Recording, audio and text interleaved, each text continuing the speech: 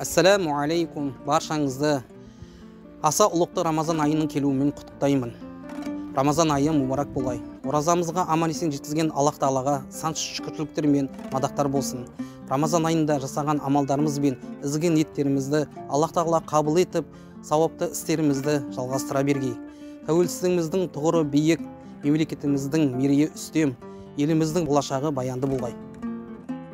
Артымызда тұрған Қазақстан мұсылмандар діни басқармасына қарасты Ақтөбе қаласындағы Ақжар 2 ауылындағы орналасқан Ақжар қайырымдылық жеке мекемесі. Пайғамбарымыз саллаллаху алейхи уассалам хадисінде «Хайруkum man ta'allama al-Qur'an wa 'allama». Сендердің ең жақсыларың Құранды үйреніп және басқаларға үйреткендерің дейді. Ақжар қайырымдылық мекемесінің бағыт-бағдары Құран жаттау. Бұл жерде ер балдар жас ерекшеліктері 10 жастан бастап 20 жасқа дейін. Бір баламыз ижаз алды. Пайғамбарымыз саллаллаху алейхи вассаламның тізбегін алды. Одан кейінгі балдар 10 пара, ең төменгісі 1 пара жаттады.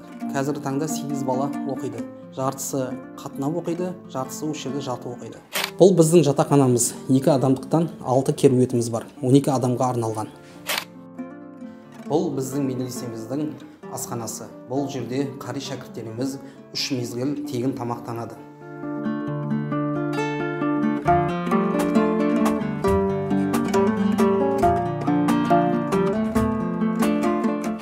Бұл біздің дәрісханамыз.